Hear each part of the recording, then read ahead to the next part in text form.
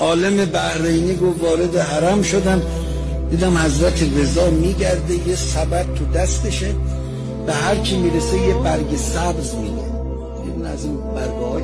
گفت نگاه کردم دیدم با خط طلایی نوشته امان من النار انا ابن رسول الله. بودم به بچه هم میده، به شیرخواره هم میده، مثلا اگه یه قنداقی هم بغل یکیه به اونم یه دونه عنایت میده.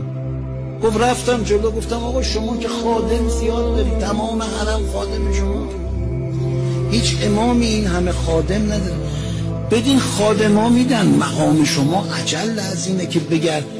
حضرت خیلی خوشش نیومد، گفت مگه اینا مهمون خادما؟ اونا به عشق من میام، من خودم شخصا خودم رو به اینا نشون میدم، از اینا پذیرایی میکنم.